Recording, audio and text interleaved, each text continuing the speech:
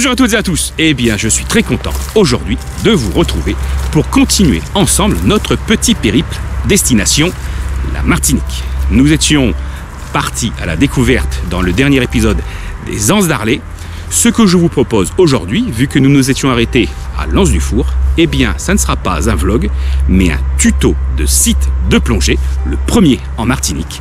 Et comme il était 17h heure locale, à l'heure à laquelle nous sommes arrivés à l'Anse du Four, eh bien 17h c'est l'heure à laquelle tombe la nuit. Je vous propose donc un tuto de site de plongée de nuit à la découverte des fonds martiniquais. C'est parti, générique.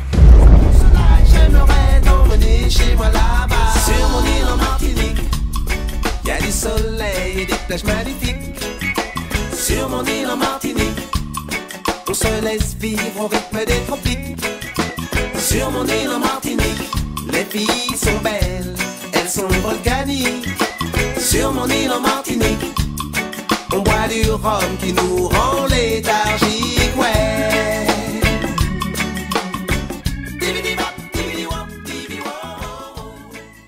Nous voici donc sur le parking qui surplombe la plage de l'Anse du Four, en attendant patiemment que la nuit et surtout que l'obscurité totale s'installe afin de se mettre à l'eau.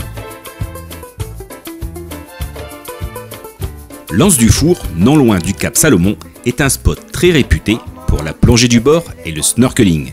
Pour cette sortie de nuit, les places de parking ne devraient pas réellement poser de problème particulier, ce qui ne sera pas du tout le cas en journée. Donc pensez-y lorsque vous planifierez cette plongée. Pendant que nous terminons de nous équiper tranquillement, mon binôme me fait le briefing de la sortie à venir en m'expliquant que cette plongée ne représente aucune difficulté particulière au vu de la profondeur de celle-ci qui n'excédera pas 8 mètres. Par contre, il tient à me mettre en garde contre les quelques dangers que représente la faune locale pour cette première plongée dans les eaux martiniquaises me concernant. Il s'agira ici de faire principalement attention aux corails de feu, mais également aux oursins diadèmes. Le parcours sera on ne peut plus simple, avec une mise à l'eau dès notre arrivée sur la plage, puis on longera main gauche celle-ci entre les blocs rocheux pour revenir par une zone sableuse à notre point de départ. Ça y est, la nuit noire est installée et nous nous mettons tranquillement à l'eau. Quand tout à coup, surprise, je ressens quelque chose me passer sous les palmes dans cette obscurité qui m'entoure. Je ne suis pas du tout rassuré et mon intuition me dit également qu'il s'agit sûrement de quelque chose d'assez volumineux. Le temps pour moi d'ajuster mes phares et à partir de là, ouf, soulagement, il ne s'agit en fait que d'une très belle tortue verte qui vient de me frôler à l'instant.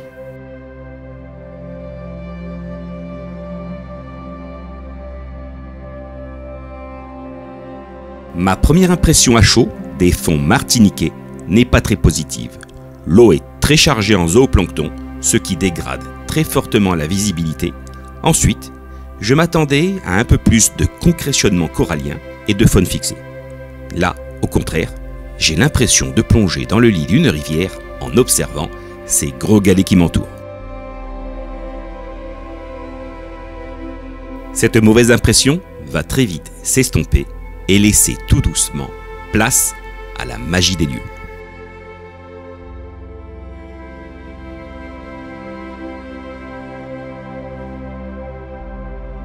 Ça y est, j'aperçois les premiers oursins diadèmes dont Philippe m'avait parlé lors du briefing. Ils sont en effet assez impressionnants, question taille, plus d'une vingtaine de centimètres pour leurs aiguilles, comparés bien entendu avec ceux que j'ai l'habitude de fréquenter et d'observer en Méditerranée. Cette espèce, principalement active la nuit, vit la journée blottie entre les blocs rocheux. Et justement, la nuit venue, ceux-ci deviennent très actifs, n'hésitant pas à monter au sommet des rochers afin d'y brouter les algues essentielles à leur régime alimentaire, et ceux-ci deviennent par conséquent de redoutables dangers pour tout plongeur ou nageur ayant un mouvement mal contrôlé, car on s'empale directement sur leurs aiguilles acérées et ceci est véritablement très douloureux.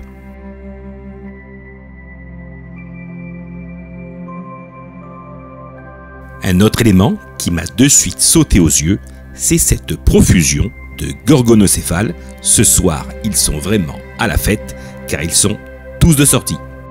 Et c'est un véritable plaisir que de les observer se nourrir du zooplancton qui virevolte dans cette nuit avec leurs longs bras en forme de plume. Ceux-ci sont des pièges imparables pour capturer ces petites proies.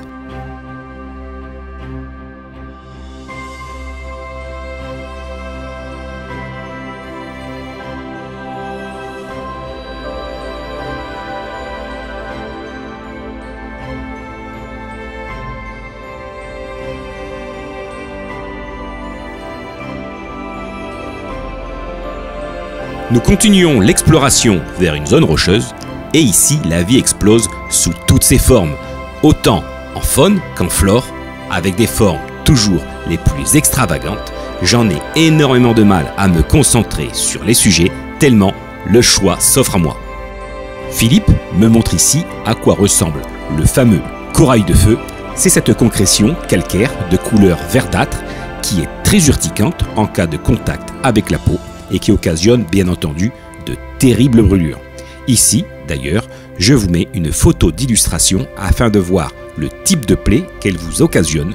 Je vous déconseille donc très fortement de toucher à cette petite saleté.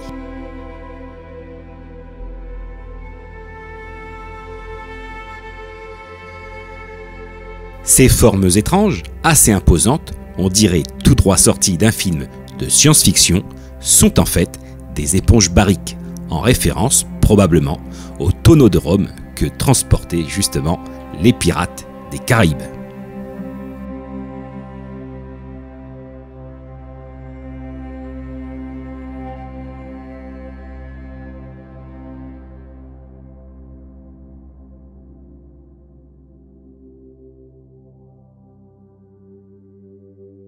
Cette zone rocheuse est un véritable régal pour les yeux. Elle abrite beaucoup de microphones, ce qui aurait mérité d'ailleurs un équipement un petit peu plus particulier de type macro.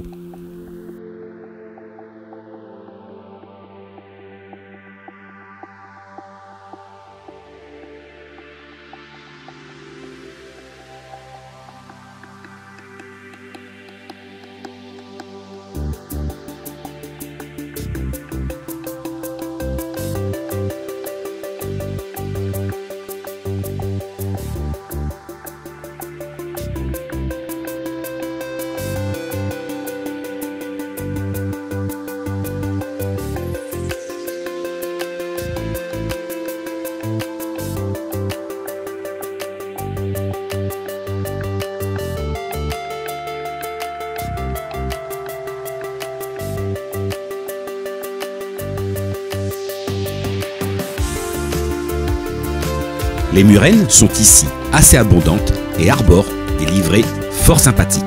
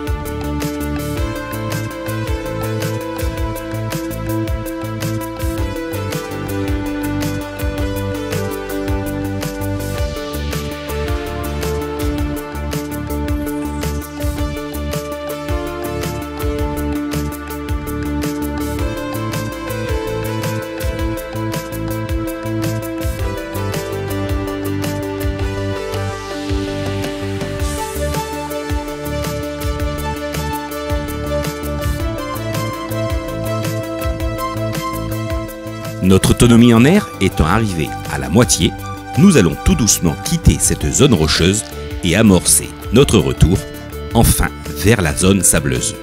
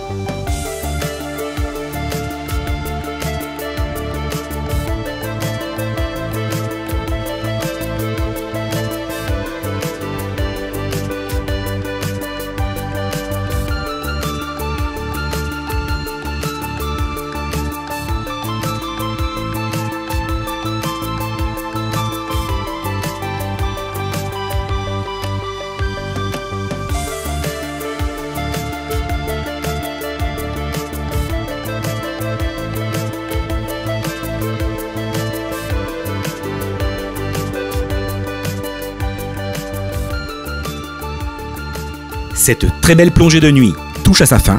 Nous sommes plus qu'à quelques mètres de distance du rivage. Il reste tout au plus que 5 minutes d'autonomie d'air dans nos bouteilles. Et c'est à ce moment précis où tout semble terminé que je vais vivre une expérience unique dans ma vie d'explorateur de fond sous-marin.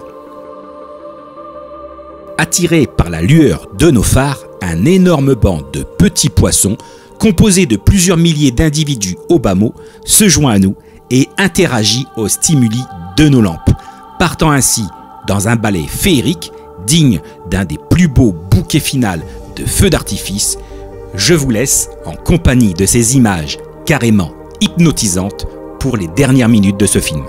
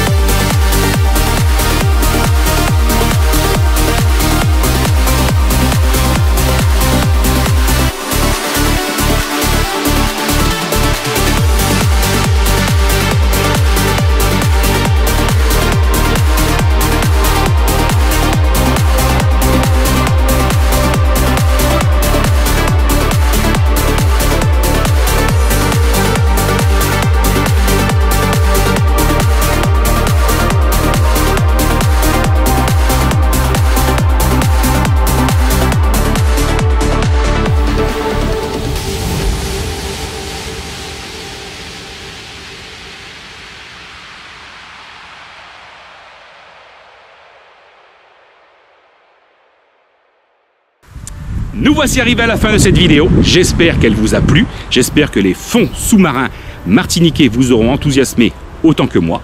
Et bien entendu, c'est le début d'une série de tutos à venir où nous allons découvrir ensemble différents biotopes, des épaves et ainsi de suite. Mais je ne vous en dis pas plus. En tout cas, si vous n'êtes toujours pas abonné, eh bien c'est le moment de le faire, d'activer la petite cloche pour suivre la suite des tutos et des vlogs à venir sur la Martinique.